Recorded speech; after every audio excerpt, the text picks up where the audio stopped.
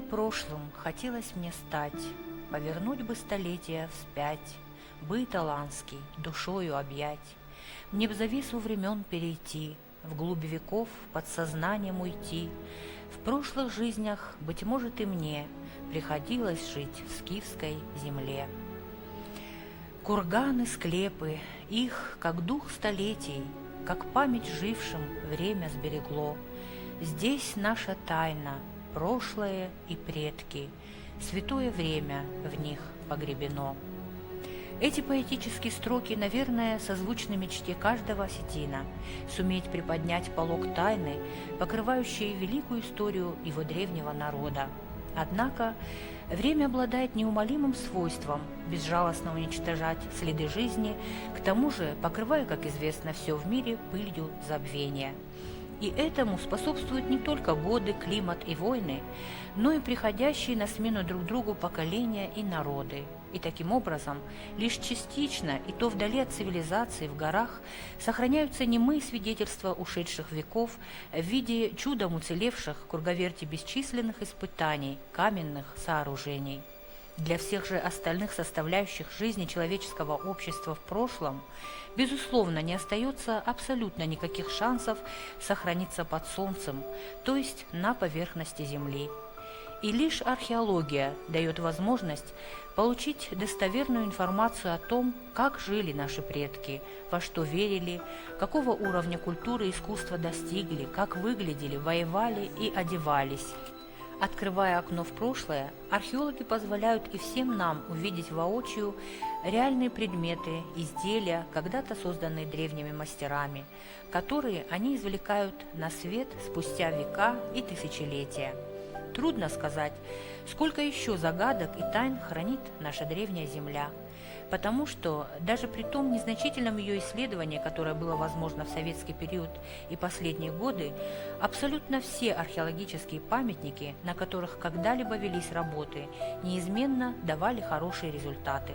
Однако это огромное количество полевого материала ученые имеют возможность лишь зарегистрировать и описать, а затем вынуждены бывают передать на хранение в различные фонды и запасники, потому что, к огромному сожалению, Осетия, владеющая уникальнейшими, бесценными находками мирового уровня, уже в течение 20 лет не имеет своего краеведческого музея, где можно было бы достойно их представлять и где народ мог бы наглядно видеть свою историю.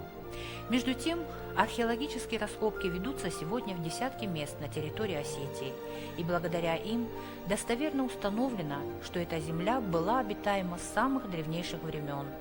Эти исследования могут позволить поэтапно, наглядно проследить историю нашего края в ее хронологическом течении, начиная с эпохи неолита и бронзовой культуры до позднего средневековья. Ну а самыми сенсационными в этом ряду являются, безусловно, недавно обнаруженные в районе строящейся Зарамакской ГЭС уникальные археологические памятники.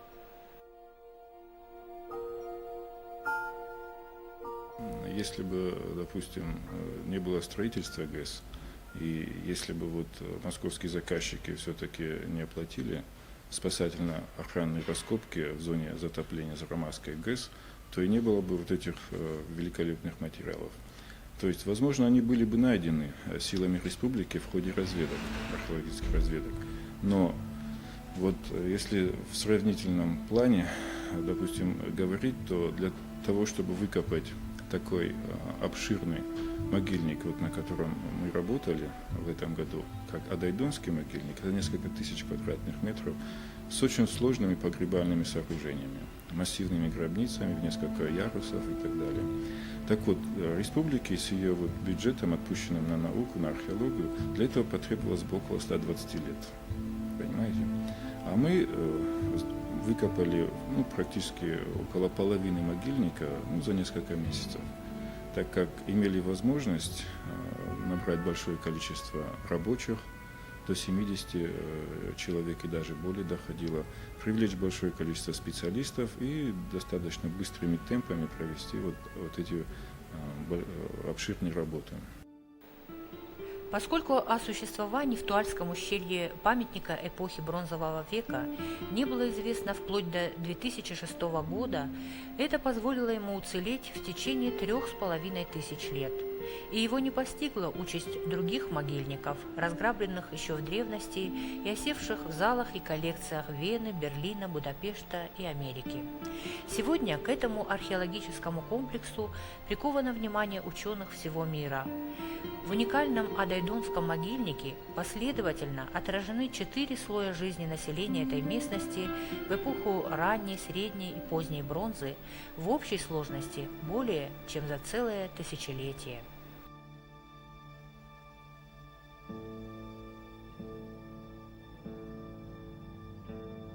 Зарамак является одним из центров рождения кабанской культуры. В конце 15-14 веке до нашей эры эта культура здесь вот появляется в горной части Центрального Кавказа. И потом она начинает распространяться уже в предгорье. К XII-XI веку кабанские племена занимают территорию Кабардино-Балкарии и Ингушетии, частично Чечни. Аналогичная ситуация есть на юге. Вот, Южная Осетия также полностью покрыта памятниками кабанской культуры, в том числе очень ранними памятниками кабанской культуры. Если мы, скажем, зададимся вопросом, как она возникла, то исследователи пока точно не могут ответить на этот вопрос. Из каких компонентов состояла, тоже мы не можем это сказать. Вот, около 600 лет вот на этих местах никто не жил в связи с климатическими изменениями в горах Кавказа. То есть в верхней части предгорий и высокогорий они обезлюдили. До этого в той же Зарамакской котловине находились памятники кураракской культуры, это 3 тысячелетия до нашей эры, памятники эпохи энеолита, это 4 тысячелетие до нашей эры, и даже неолита. Но примерно с 22 века до нашей эры по 17 век до нашей эры там никто не жил. Изменился климат, и, судя по всему, с наступлением снеговой линии население ушло оттуда. Потом в течение нескольких сот лет что-то произошло, происходили подвижки как в Закавказье, племенные передвижения, так и вот на Северном Кавказе. И потом неожиданно мы уже в конце 15-14 веке как бы вдруг имеем достаточно развитую кабанскую культуру. Да. Кабанская культура слишком самобытная культура, отличающаяся от всего, что по большому счету тогда здесь было. Да. На чем основана эта уникальность, мы пока не знаем. И какие компоненты привели к тому, что мы имеем такое высокоразвитое и материальное производство, и достаточно высокоразвитую идеологию. Потому что эти заморфные предметы, которые мы видим, они говорят о очень сложных культах, которые существовали в кабанском обществе, о развитом представлении вообще человека о своем социуме, о каких-то религиозных таких моментах. То есть это были не примитивные племена, которые поклонялись, допустим, анимизму или каким-то силам природы. У них были божества, которые они олицетворяли в заморфном стиле, в виде, и также встречаются изображения человека. То есть, как мы знаем из развития цивилизации, философии, человек проходит несколько этапов, общество проходит несколько этапов развития своей идеологии. И на первом этапе это божества предстают в виде животных, сначала сил природы, животных, а потом уже божества приобретают антропоморфные формы. Кабанская культура в эпоху своего классики, в эпоху своего классического развития, ее религиозная система уже включала в себя божества антропоморфного типа. Очень сложное. Там есть, допустим, очень интересная привеска, которая находится сейчас, не привеска, а навершие жезла, которая находится сейчас в Эрмитаже. Она изображает какое-то древнее кабанское божество, которое стоит в динамичной позе на рогах тура и в руках держит булаву, символ власти. Есть еще одна очень интересная тоже фигура антропоморфная человека видная. Она изображает какого-то человека, возможно, божество, которое сидит в кресле и в руках держит турирок с напитком. То есть это говорит об очень развитой идеологической системе все-таки уже кабанского общества. Судя по находкам, наблюдается такая картина, при которой общество было достаточно однородным. Безусловно, есть вожди, безусловно, есть жрецы, но рядовые сотрудники отличаются от них, кардинально от них не отличаются. Это связано с атрибутикой некоторых предметов. Вот. И, может быть, с некоторым преобладанием количества предметов, но все-таки каждый член кабанского общества – это гражданин. То есть это мне напоминает, может быть, греческие полисы, где каждый член общества должен быть гражданином и иметь оружие. Поэтому в каждом кабанском погребении, простой, но непростой, обязательный набор оружия и всех необходимых атрибутов для путешествия в загробный мир. Вот, кстати, вот этот фактор, мне кажется, очень важен, потому что в некоторых работах приходится читать, что скифо-сарматские племена завоевали кабанцев и использовали их как рабочую силу. Эксплуатировали их как рабочую силу для своих непосредственных нужд, как хороших металлургов. Вот в этой связи возникает вопрос, каким образом можно эксплуатировать народ, вооруженный, можно сказать, до зубов. А кабанская культура, как развитая цивилизация, она контактировала со всеми своими соседями, причем контактировала очень активно. Она брала то, что считала нужным, полезным для себя, творчески перерабатывала. Там прослеживаются совершенно четкие контакты, начиная от Передней Азии, то есть это Ассирия, это Урарту, это Древний Иран, ахеменидского типа, ахеменидского этапа и даже до ахеменидский Иран. И это Закавказье, и, безусловно, это степные племена Северного Кавказа. Это наиболее активные контакты прослеживаются с кемерийцами и со скифами, конечно же. Если говорить об идеологии, то вот перед нами один из элементов кабанской металлопластики. Это достаточно изящная кружка, форма которой идет все-таки из древнего Ирана, причем с очень ранних этапов, еще со второй тысячелетия до нашей эры. Вот.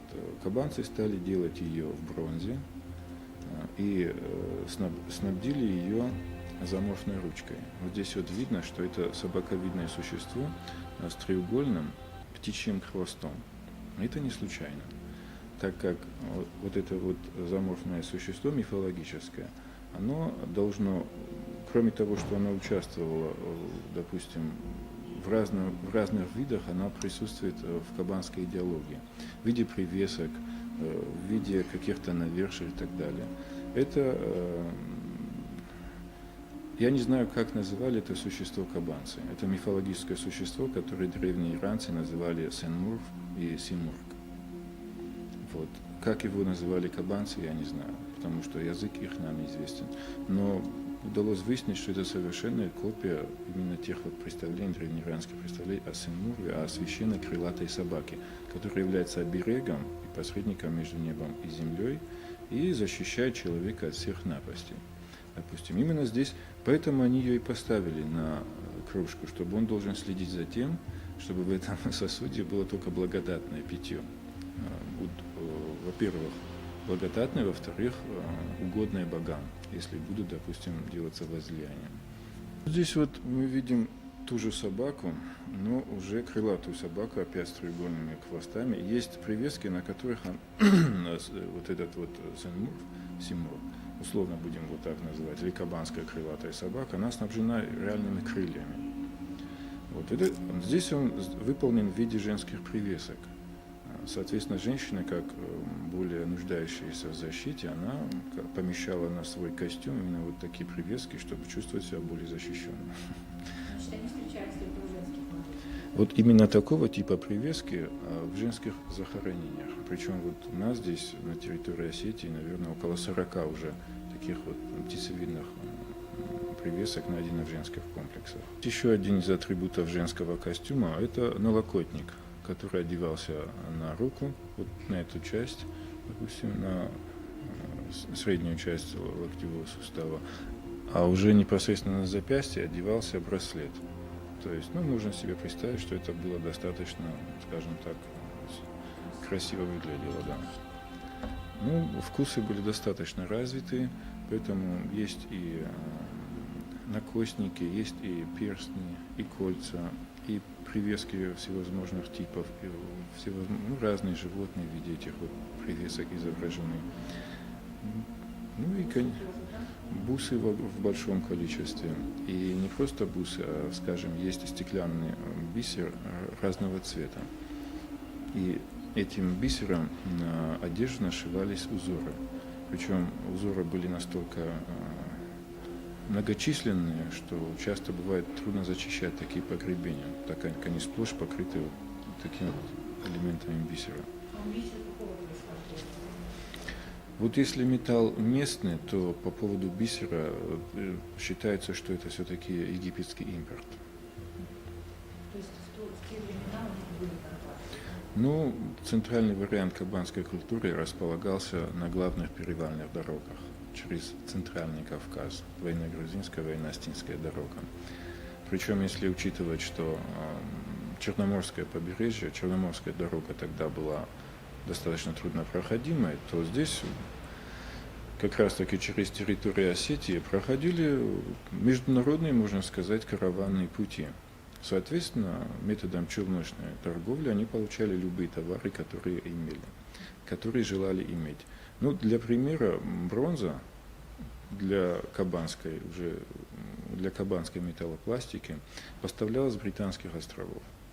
Тоже вот методом таких вот караванных обменов. Если говорить об уровне развития кабанских мастеров, то вот здесь вот две поясные пряжки из фондов нашего института. То есть здесь применена очень сложная техника. Это техника инкрустации железом по бронзе. То есть даже современные мастеры, тем более с такой вот тонкой работой, во всяком случае, я не знаю, чтобы они брались за такую работу. Сама поверхность пряжки полностью покрыта тончайшей гравировкой. Конкретно вот эти пряжки, это уже эпоха классической кабани. Они датируются X-IX веками до нашей эры. До сих пор искусствоведы думают, каким образом кабанцам удавалось небольшими такими короткими штрихами достигать очень выразительной композиции. Вот здесь мы видим оленя, который, можно сказать, и по отдельности достаточно примитивен. Но вся композиция представляет из собой высокохудожественное произведение и передана даже определенная динамика и грация животного. Это непередаваемый стиль кабанских мастеров. Носилась эта пряжка, это принадлежность парадно-боевого мужского пояса. То есть здесь крючок с обратной стороны, здесь отверстие, на которое нашивалось или бронзовое, к которому пришивался или бронзовый пояс, или кожаный пояс, и она оборачивалась вокруг тела. Одновременно она являлась и частью боевого доспеха, потому что, скажем, воин, полностью пояс которого живот, нижняя часть закрыта бронзовым поясом, а впереди такая пряжка, он достаточно защищен от колющего оружия. Если говорить об эпохе классической кабани, то здесь мы видим бронзовые удила. То есть по классификации бронзовых удил они относятся к двурядно-прямоугольному типу и непосредственно называются двукольчатые удила. Двукольчатые, потому что здесь два кольца. Первое из них шло на морду лошади, а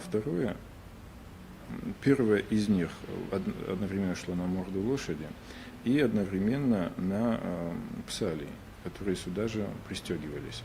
А большое кольцо было связано с поводом уздечки непосредственно. Что давало изобретение подобных удил? То есть они были изобретены примерно в IX веке до нашей эры.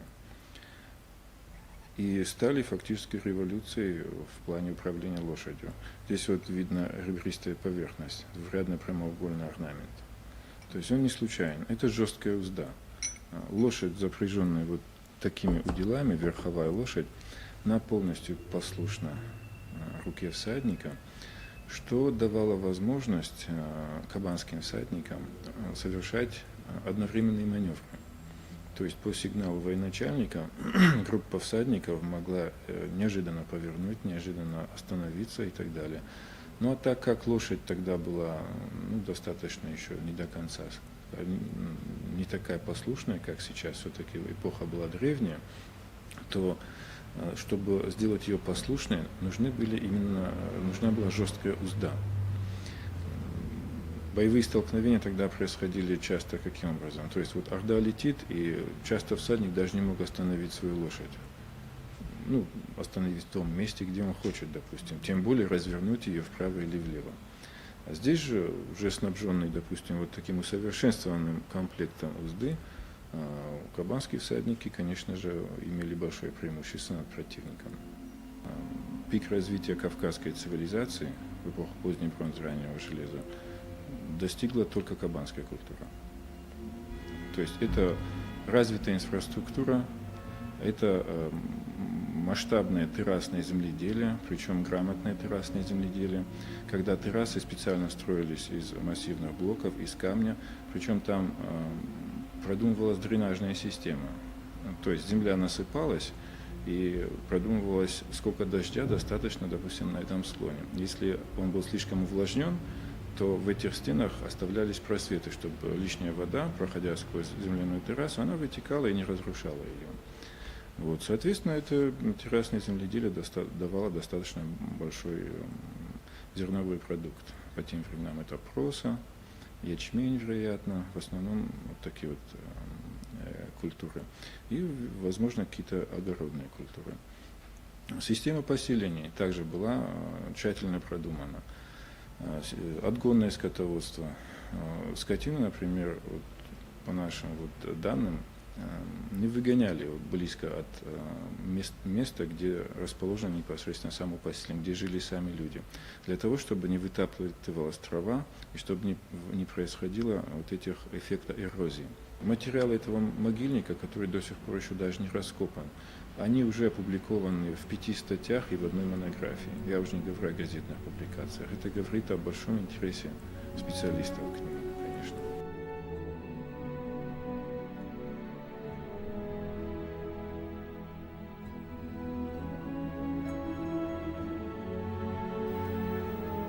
Если, как предполагается, уровень плотины строящейся ГЭС поднимут еще на 30 метров выше, то, безусловно, необходимо проводить и новые разведывательные работы, соответственно масштабам расширяющихся горизонтов будущего затопления, где, несомненно, могут быть обнаружены и потенциальные исторические комплексы этой издревле населенной территории.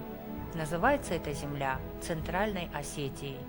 Но не кажется ли вам, что это значит и сердцем Осетии, которое, соответственно, необходимо ценить и оберегать как самое дорогое?